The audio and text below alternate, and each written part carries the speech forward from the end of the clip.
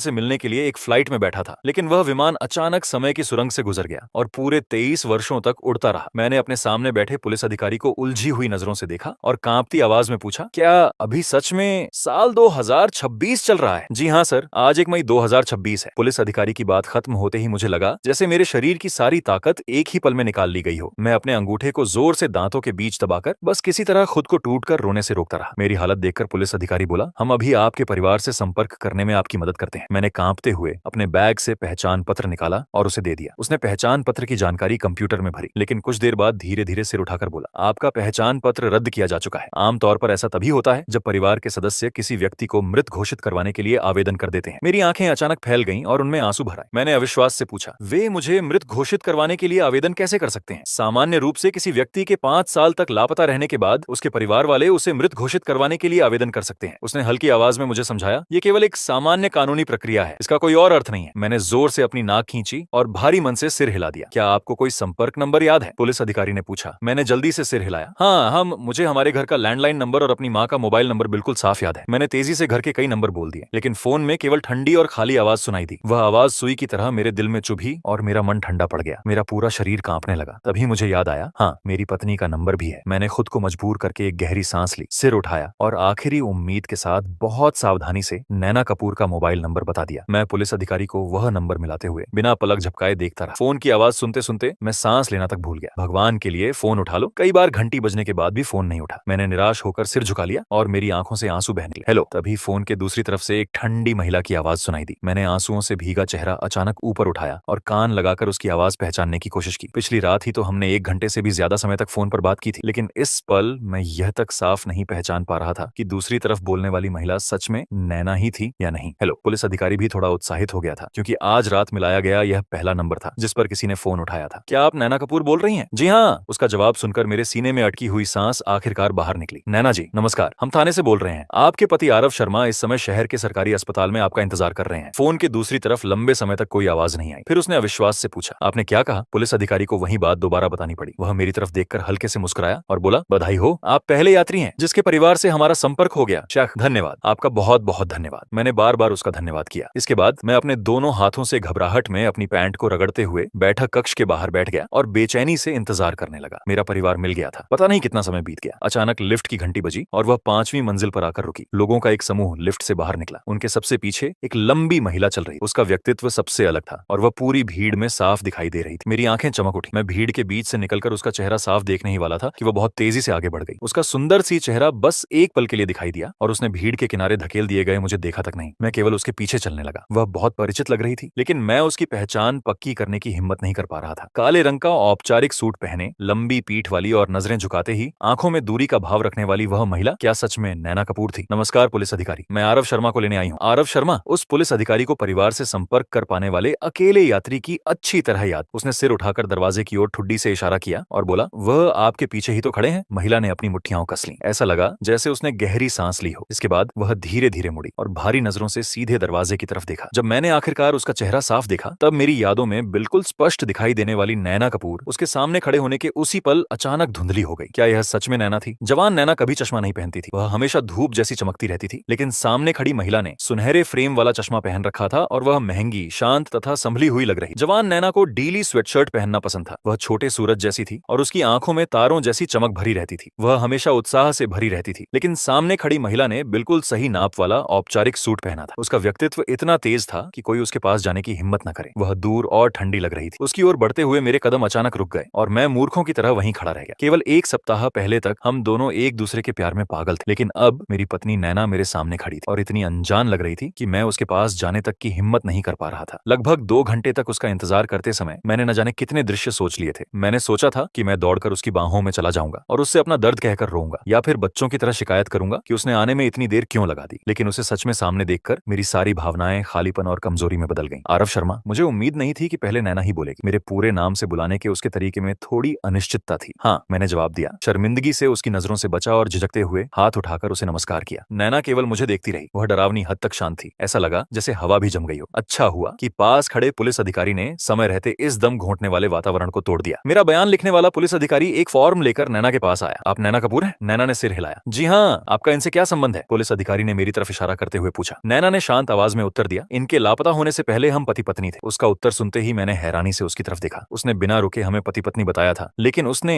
जानबूझकर लापता होने से पहले शब्दों पर भी जोर दिया था। इसके बाद कागजों पर हस्ताक्षर और अंगूठे के निशान लगाए गए और अब वह मुझे अपने साथ घर ले जा सकती थी। वह मेरे पास आई, मेरा सूटकेस अपने हाथ में लिया और बोली, चलो। मैं उसके पास चलते हुए सूटकेस वापस लेने के लिए हाथ बढ़ाना चाहता था, लेकिन मुझे उसके ज्यादा पास जाने में झिझक हो रही। कभी यह सब बिल्कुल सामान्य हुआ करता था, लेकिन अब मुझे उससे छोटी सी मदद लेना भी गलत लग रहा था। हम दोनों आगे पीछे चलते हुए अस्पताल के प्रवेश द्वार तक पहुंचे। पूरे रास्ते किसी ने कुछ नहीं कहा। नैना अचानक रुकी, उसने मोबाइल निकाला और किसी को आवाज वाला संदेश भेजा। फिर मेरी तरफ मुड़कर बोली, थोड़ी देर इंतजार करो, ड्राइवर पास की सड़क पर चक्कर लगा रहा है, वो अभी पहुंच जाएगा। ठीक है। मैंने उत्सुकता से नैना को देखा और मन में सोचा, लगता है अब इसकी जिंदगी बहुत अच्छी चल रही है। इसने तो अपना ड्राइवर भी रख लिया। उस समय हम दोनों जहां भी जाते थे, पैदल या मेट्रो से जाते थे। घर खरीदने के लिए पैसे बचाने के कारण हमने एक इलेक्ट्रिक स्कूटर तक नहीं खरीदा था। नैना मोबाइल को वॉकी टॉकी की तरह पकड़े हुए ऐसे चिकित्सकीय शब्द बोल रही थी, जिन्हें मैं बिल्कुल नहीं समझ पा रहा था। मैंने सिर उठाकर अनजान सड़कों और ऊंची इमारतों को देखा। केवल नैना ही नहीं, बल्कि पूरी दुनिया मुझे अनजान लग रही थी, लेकिन कुछ भी हो, मैं कम से कम भाग्यशाली तो था। तभी एक काली कार हमारे सामने आकर रुकी। मैं उसके निशान को नहीं पहचानता था। मुझे केवल इतना लगा कि उसका निशान पंखों वाले अंग्रेजी अक्षर बी जैसा था। ऐसा लग रहा था जैसे कोई देवदूत नैना अपनी खास गाड़ी में बैठकर वर्षों से रास्ता भटके हुए मुझे बचाने आई हो। गाड़ी में बैठो। नैना ने बेहद शालीन तरीके से मेरे लिए कार का दरवाजा खोला। मैं अचानक ठिठक गया। मेरे सामने औपचारिक सूट पहने नैना मेरे लिए कार का दरवाजा खोल रही थी। उसकी हर हरकत सुंदर और शालीन थी तथा उसमें एक परिपक्व महिला का आकर्षण दिखाई दे रहा था। वह मेरी यादों में मौजूद उस युवा लड़की से बिल्कुल अलग लग रही, जिसने उधार ली हुई पोशाक पहन रखी थी और जिसके कपड़ों का नाप ठीक करने के लिए मुझे पूरी रात जागना पड़ा था। उस समय उसने मेरा चेहरा पकड़कर कई बार चूमा था और मेरी कुशलता की बहुत तारीफ की थी। अब उसे इतने महंगे अंदाज में औपचारिक सूट पहने देखकर मैंने चुपचाप अपने होंठ काटे और मन में सोचा, वह सच में पूरी तरह बदल गई है। कुछ देर की चुप्पी के बाद नैना भी कार के अंदर आकर बैठ गई। दरवाजा बंद होते ही बंद जगह में शर्मिंदगी और दूरी का एहसास अचानक अपने चरम पर पहुंच गया। मैं घबराहट में अपने हाथ रगड़ने लगा। उसने नजरें झुकाई और तुरंत मेरी घबराहट पहचान ली। कभी यह मेरी वह छोटी सी आदत थी जिससे वह सबसे ज्यादा परिचित थी। एक समय था जब उसे मेरी यह हरकत बेहद प्यारी लगती थी। वह तुरंत मेरे हाथ पकड़कर उन्हें बार बार चूमने लगती थी। क्या तुम्हें सच में ऐसा लग रहा है कि केवल 10 घंटे बीते हैं? नैना ने आखिरकार वह सवाल पूछ लिया जिसे वह काफी समय से अपने मन में दबाए हुए थी। मैंने जोर से सिर हिलाया। आज सुबह ही तो मेरे माता पिता मुझे घर से विदा करके आए थे। हाँ नैना, क्या तुम अब भी मेरे माता पिता के संपर्क में हो? नैना का शरीर अचानक रुक गया और उसकी भौहें सिकुड़ गईं। तुम्हारे माता पिता? क्या हुआ? मेरा दिल तुरंत मेरे गले तक आ गया। मेरी आंखों में डर भर गया। मुझे डर था कि कहीं वह कोई बुरी खबर ना सुना दे। नैना ने मुझे गहराई से देखा और धीरे धीरे बोली, काफी लंबे समय से मेरा उनसे कोई संपर्क नहीं हुआ है। कोई संपर्क नहीं है? मैंने सदमे में उसकी तरफ देखा। मुझे बिल्कुल उम्मीद नहीं थी कि वह ऐसा उत्तर देगी। मेरे माता पिता उस समय उसे बहुत पसंद करते थे। कल ही तो मेरी माँ ने मुझे घर की बनी सॉसेज देकर कहा था कि मैं वह नैना के लिए ले जाऊं। फिर उनके बीच संपर्क कैसे टूट सकता है? हाँ सही भी तो है। 24 साल बीत चुके हैं। शायद अब उसका अपना परिवार है। वह अपने पहले पति के माता पिता के संपर्क में क्यों रहेगी? नैना ने अपने पतले होंठ कसकर भींचे और काफी देर की चुप्पी के बाद केवल 2 शब्द कहे, मुझे माफ करना। मैंने रोने से भी ज्यादा बुरी दिखने वाली मुस्कान बनाने की कोशिश की। मेरी आंखें तुरंत लाल हो गईं। मैंने जल्दी से हाथ हिलाया। कोई बात नहीं, कोई बात नहीं। आखिर सबकी अपनी जिंदगी होती है। मेरी बात के बाद कार की हवा पूरी तरह ठंडी पड़ गई। नैना ने भी सिर झुका लिया और कुछ नहीं कहा। मैंने बाहर की तरफ चेहरा घुमा लिया, अपने होठों को जोर से काटा और गहरी सांस ली। फिर तुम मुझे रेलवे स्टेशन छोड़ दो। मैं घर जाना चाहता हूँ। मैं अभी अपने माता पिता को ढूंढने जाना चाहता हूँ। तुम्हारा पुराना घर बहुत पहले तोड़ा जा चुका है। मुझे नहीं पता कि तुम्हारे माता पिता कहाँ चले गए। नैना ने अपनी मुठ्ठियां कसकर घुटनों पर रखी और शांत दिखने की कोशिश करते हुए कहा, मैं किसी से पता करवाती हूँ। तुम फिलहाल खबर आने तक इंतजार करो। घर तोड़ दिया गया था? मेरा दिल पूरी तरह डूब गया। ऐसा है तो तुम्हें परेशानी देनी पड़ेगी। मेरी अपनी ही आवाज मुझे मच्छर की आवाज जितनी धीमी सुनाई दी। कोई परेशानी नहीं। नैना का उत्तर भी उतना ही शिष्ट और दूर था। शिष्टाचार से भरी यह बातचीत हमारे बीच खड़ी एक दिखाई न देने वाली दीवार जैसी थी। हम दोनों एक दूसरे के मन को नहीं देख पा रहे थे। कार फिर से सन्नाटे में डूब गई। मैं पूरे रास्ते सिर झुकाकर बैठा रहा और जिद में अपने दांत भींचकर आंसू गिरने से रोकता रहा। वह अब मेरी नैना नहीं थी। वह किसी दूसरी इंसान जैसी लग रही थी। आधे घंटे बाद कार एक पुरानी सोसाइटी के सामने आकर रुकी। रात के अंधेरे में वह जगह काफी जर्जर लग रही थी, लेकिन मैंने उसे एक ही नजर में पहचान लिया। यह हमारा पुराना वैवाहिक घर था। मैंने सिर उठाकर नैना को देखा। उसने सिर हिलाया और कहा, यह जगह मेरे कार्यालय के पास है। कभी कभी मैं यहाँ दोपहर में आराम करने आ जाती हूँ। बिजली और पानी चालू है। तुम फिलहाल यहाँ रह सकते हो। अच्छा नहीं लगे तो मैं तुम्हारे लिए किसी होटल की व्यवस्था कर दूंगी। ठीक है, मैंने हल्के स्वर में उत्तर दिया। उसकी हर बात हमारे संबंध को साफ तौर पर अलग करने जैसी थी। शायद उसके वर्तमान घर में मुझे ले जाना सुविधाजनक नहीं था। चलो। नैना ने मेरा सूटकेस उठाया और सबसे आगे चलने लगी। मैं उसके पीछे सीढ़ियां चढ़ता गया। तीसरी मंजिल आने पर उसने चाबी निकालकर दरवाजा खोला और रोशनी चालू कर दी। घर बहुत साफ था। फर्नीचर अब भी पहले जैसा था, केवल कुछ पुराना हो चुका था। परिचित वातावरण देखकर मेरी तनाव में जकड़ी नसें थोड़ी शांत हुई। अंदर आओ। नैना ने दरवाजे पर जमे हुए मुझे मुड़कर बुलाया। हाँ। मैं कठोर कदमों से अंदर गया और सोफे पर बैठ गया। नैना ने सूटकेस बेडरूम में रख दिया, रोशनी चालू की और पूछा, तुम इस कमरे में रह सकते हो? मैं उसके पीछे जाकर कमरे में पहुंचा। यह हमारा मुख्य शयन कक्ष था। शादी के बाद हम इसी बिस्तर पर न जाने कितनी बार एक दूसरे में खोए थे। मैंने बिल्कुल शांत दिखाई दे रही नैना को देखा और असहज होकर केवल एक शब्द कहा, ठीक है। नैना ने सूटकेस कमरे में रख दिया। इसके उसके बाद उसने अलमारी से साफ बिस्तर निकाला और बोली, मैं इसे बदल देती हूँ। नहीं नहीं, मैं खुद कर लूंगा। मैंने जल्दी से हाथ बढ़ाकर बिस्तर उससे लेना चाहा। मैं खुद कर सकता हूँ, रहने दो, मैं कर देती हूँ, ज्यादा समय नहीं लगेगा। नैना ने चादर और बिस्तर को मजबूती से पकड़ लिया और मुझे लेने नहीं दिया। मुझे भी उससे जबरदस्ती छीनने में शर्म आ रही थी, इसलिए मैंने असहज होकर हाथ पीछे कर लिया। नैना ने बहुत तेजी से बिस्तर ठीक किया। इसके बाद वह रसोई में पानी गर्म करने और फर्श साफ करने चली गई। मैं असहाय होकर उसके पीछे घूमता रहा। उसे इतनी कुशलता से सफाई करते देखकर मैं केवल शर्मिंदगी के साथ दोबारा सोफे पर बैठ गया ताकि उसके काम के बीच ना आऊं। नैना सच में बहुत बदल गई थी। पहले वह किसी नाजुक अमीर लड़की जैसी थी और घर का कोई काम नहीं करती थी। अगर मैं उसे फर्श साफ करने के लिए कहता तो वह काफी देर तक बेचारे चेहरे से बहाने बनाती रहती थी। जब कोई रास्ता नहीं बचता तो वह प्यार से मेरा नाम खींचकर कहती, आरव। मैं उसके कान पकड़कर सख्त आवाज में कहता, जल्दी जाकर फर्श साफ करो, कोई चोरी मत करना। इसके बाद नैना बेचारी सी शक्ल बनाकर फर्श साफ करने जाती थी। काम खत्म करने के बाद वह मेरे पास दौड़कर आती और मुझसे चुंबन, गले लगाने और गोद में उठाने की मांग करती रहती। वह काफी देर तक शरारत करना बंद नहीं करती थी। अब मेरे सामने बिना कुछ कहे घर को बिल्कुल व्यवस्थित करती हुई नैना को देखकर मेरे मन में दर्द उठा। अब वह इतनी कुशल हो गई थी। न जाने किस आदमी ने उसे यह सब सिखाया होगा। नैना ने सारा काम पूरा करने के बाद मेरे लिए गर्म पानी का एक गिलास भर दिया। धन्यवाद। मैंने गिलास लिया और छोटे छोटे घूंट भरने लगा। नैना कुछ नहीं बोली, वह बस लगातार मुझे देखती रही। उसकी नजरों से मेरा पूरा शरीर असहज हो गया। तभी मेरे पेट से गुड़गुड़ की आवाज आई और कमरे की चुप्पी टूट गई। शर्मिंदगी में मेरी आंखें लगभग बाहर निकल आईं। नैना तुरंत सोफे से खड़ी हो गई। मैं केवल घर ठीक करने में लगी रही। तुम्हें जरूर भूख लगी होगी। मैंने थोड़ी शर्मिंदगी से सिर हिलाया। थोड़ी सी, मैं बाहर से खाना खरीद कर लाती हूँ, तुम थोड़ी देर इंतजार करो। नैना ने कपड़े ठीक किए, चाबी उठाई और बाहर निकल गई। दरवाजा जोर से बंद हुआ। मैंने अभी पूरी राहत की सांस भी नहीं ली थी कि दोबारा चाबी की आवाज आई। नैना ने दरवाजे से अपना आधा शरीर अंदर करते हुए पूछा। मैं पूछना भूल गई, तुम क्या खाना चाहते हो? कुछ भी ले आओ, जो खाया जा सके वही ठीक है। मैं खाने को लेकर नखरे नहीं करता। दूसरे दुर्भाग्यशाली यात्रियों के बारे में सोचकर मैंने दोबारा जोर देकर कहा, सच में कुछ भी ले आना। ठीक है, मैंने बस उत्तर में हाँ कहा। मुझे लगा कि अब वह चली जाएगी, लेकिन उसने दरवाजे का हैंडल पकड़ा हुआ था और वह अब भी बिना हिले मेरी तरफ देख रही थी। मैं खुद को रोक नहीं पाया और पूछा, क्या हुआ? कुछ नहीं। नैना ने सिर हिलाया। मुझे एक बार फिर गहराई से देखा और उसके बाद दरवाजा बंद कर दिया। उसने बाहर से दरवाजे को 2 बार ताला भी लगाया। ताले की 2 आवाजें सुनाई देने के बाद ही वह सच में चली गई। मैंने कान लगाकर कुछ देर तक सुना। जब मुझे पक्का हो गया कि वह चली गई है, तभी मेरा पूरा शरीर ढीला पड़ा और मैं सोफे पर फैल गया। मैंने अपने पुराने घर को ध्यान से देखा। यह मेरा और नैना का वैवाहिक घर था। उस समय हमने कर्ज लेकर यह घर खरीदा था और उसके बाद हमारे पास सजावट के लिए पैसे नहीं बचे थे। हमने खुद दीवारों पर रंग किया और उसी हालत में रहने लगे। बाद में जब नैना को वेतन मिलने लगा, तब हमने धीरे धीरे फर्नीचर और पौधे खरीदे और इस जगह को घर जैसा बनाया। नैना देखने में बहुत सुंदर और बुद्धिमान, और उसे बल्ब बदलना तक नहीं आता था। मैं अक्सर उससे शिकायत करता, तुम आखिर कर क्या सकती हो? हर बार मेरी बात सुनकर वह अपना सुंदर चेहरा दोनों हाथों में लेकर प्यारी शक्ल बनाती और कहती, मैं सुंदर हूँ और बिस्तर गर्म करना भी जानती हूँ। कितने बुरे हो तुम। मुझे याद है कि मैं उसकी इस हरकत के सामने कभी टिक नहीं पाता था। मैं तुरंत उसे पकड़कर लगातार चूमने लगता था। वो भी चुपचाप मुझे अपनी शरारत करने देती थी। उसके होंठ हल्के ऊपर उठे रहते और उसके चेहरे पर खुशी तथा मुझे बिगाड़ने वाली मुस्कान दिखाई देती थी। हर बार उसे चूमने के बाद मैं बेवकूफों की तरह खुश हो जाता और उसे इस बात के लिए माफ कर देता कि वह हाथ के काम में पूरी तरह बेकार थी। इन मीठी यादों को सोचते हुए मेरे होंठ अपने आप मुस्कुरा उठे। असल में मेरे लिए ये पुरानी यादें भी नहीं थी। मेरी नजर में यह सब केवल 6 महीने पहले हुआ था। लेकिन मेरे सामने मौजूद नैना बहुत शांत और कम बोलने वाली हो गई थी। वह मेरी यादों वाली नैना से बिल्कुल अलग थी। मैं खुद को आह भरने से नहीं रोक पाया। तभी दरवाजे का ताला फिर से बजा। नैना दरवाजा खोलकर अंदर आई। उसके हाथ में प्लास्टिक का एक थैला था और उसकी सांस थोड़ी तेज चल रही थी। उसकी नजर सीधे मुझ पर पड़ी। वह बोली, खाना ले आई हूँ, आकर खा लो। हाँ। मैं खाने की मेज के पास गया, उसके हाथ से खाने का थैला लिया और उसे खोल दिया। उसके अंदर KFC के न्यू ऑर्लियंस ग्रिल्ड विंग्स थे और साथ में एक ग्रिल्ड चिकन बर्गर भी था। मेरा दिल अचानक तेजी से धड़कने लगा। मैंने तुरंत सिर उठाकर उसकी तरफ देखा। मेरी आवाज भी कांप गई। तुमने यही क्यों खरीदा? 24 साल पहले फ्लाइट में बैठते समय मैंने उसे संदेश भेजा था कि मेरा KFC खाने का मन है। क्या इतने वर्षों के बाद भी उसे वह बात याद थी? नैना ने सिर झुकाकर पैकेट खोले और खाने की चीजें एक एक करके बाहर निकालते हुए हल्की आवाज में कहा, नीचे ही दुकान दिखाई दी, इसीलिए यही ले आई। अच्छा। मैंने होंठ काटते हुए मन में सोचा, हाँ, यह बात वह कैसे याद रख सकती है? मेरे लिए तो केवल 10 से ज्यादा घंटे बीते थे, लेकिन उसके लिए पूरे 24 वर्ष गुजर चुके थे। उसे मेरे भेजे हुए संदेश की याद कैसे हो सकती थी? बस मुझे यह नहीं पता था कि उस समय उसने मेरे लिए KFC खरीदा था और रेलवे स्टेशन पर मेरा इंतजार करने गई थी या नहीं। जल्दी खा। नैना ने मुझे खोया हुआ देखकर एक टार्ट का डिब्बा मेरी तरफ थोड़ा और बढ़ा दिया। मैंने एक टार्ट उठाया और 2 निवालों में खा ली। इसके बाद मैंने चिकन लेग उठाया और बड़े बड़े निवाले लेने लगा। मैं जानता था कि अगर मैंने तुरंत कुछ नहीं खाया तो मैं रो पड़ूंगा। मैं केवल खाने के साथ अपनी सारी भावनाओं को निगलने की कोशिश कर सकता था। धीरे धीरे खाओ। नैना खुद को रोक नहीं पाई और उसने मुझे समझाया, ऐसा नहीं हो सकता, मैंने बहुत समय से यह नहीं खाया, ये बहुत स्वादिष्ट है। मैं खाने को जबरदस्ती निगलता रहा। नैना ने दोबारा कुछ नहीं कहा। वह बस लगातार मुझे देखती रही। उसकी आंखों के चारों ओर लालिमा आने लगी। तब उसने अचानक अपना चेहरा दूसरी तरफ घुमा लिया। काफी देर बाद उसने दोबारा मेरी तरफ देखा। उसकी आंखों में शब्दों से परे यादें और दुख भरा हुआ था। खाना खत्म होने के बाद नैना चुपचाप मेज साफ करने लगी। उसे इतना मेहनती देखकर मुझे बहुत अजीब लग रहा था। मुझे समझ नहीं आ रहा था कि मैं क्या करूं। दूध पीने के बाद मैं केवल शर्मिंदगी में अपने पैरों को रगड़ता रहा। नैना ने मेरी छोटी सी हरकत देखी, लेकिन उसने केवल नजरें झुका ली और कुछ नहीं कहा। कमरा एक बार फिर अजीब चुप्पी में डूब गया। मुझे इतनी घुटन हो रही थी कि मेरा मर मर जाने का मन कर रहा था। फ्लाइट में बैठने से पहले मैं सोच रहा था कि घर पहुंचकर अपनी प्यारी पत्नी के साथ 300 चक्रों की लड़ाई करूंगा और बच्चा पैदा करने की योजना पर चर्चा करूंगा। लेकिन अब यह क्या स्थिति बन गई थी। इंसान तो वही था, लेकिन पत्नी शायद अब मेरी नहीं थी। उसके इतने गंभीर और दूर रहने वाले व्यवहार को देखकर मेरे सारे विचार खत्म हो गए। मैं और सहन नहीं कर पाया और हल्की आवाज में पूछा, क्या तुम वापस नहीं जाओगी? नैना ने सिर उठाकर मुझे देखा। तभी मुझे याद आया कि यह उसका घर है। मेरी बात ऐसी लग रही थी जैसे मैं उसे उसके ही घर से निकाल रहा हूँ। मैंने तुरंत शर्मिंदगी से मुस्कुराते हुए बात संभाली। मेरा मतलब है, इतने वर्षों में तुम्हारी जिंदगी कैसी रही? अच्छी रही। नैना की आंखें गहराई से मुझे देखती रही। मैंने सिर हिलाया। मुझे भी लगता है कि तुम्हारी जिंदगी अच्छी रही होगी। अब तुम्हें देखकर लगता है कि तुम एक सफल इंसान बन गई हो। हाँ। अपनी बात खत्म करते ही मैंने शर्मिंदगी में मुंह बंद कर लिया। मैं नैना से ऐसी शिष्ट और उबाऊ बातें कैसे कर सकता था? पहले मैं उसके सामने एक भी गंभीर बात नहीं करता था। ठीक ही रही। नैना का उत्तर भी उतना ही औपचारिक था। मेरे मन में केवल एक बड़ा शब्द उभरा, बर्बादी। मैंने रिमोट उठाकर टेलीविजन चालू किया ताकि इस अजीब माहौल को तोड़ा जा सके, लेकिन कई चैनल बदलने पर भी स्क्रीन नीली ही रही। इसमें कोई सिग्नल क्यों नहीं है? मैंने टेलीविजन का शुल्क नहीं भरा है। नैना ने रसोई से बाहर आते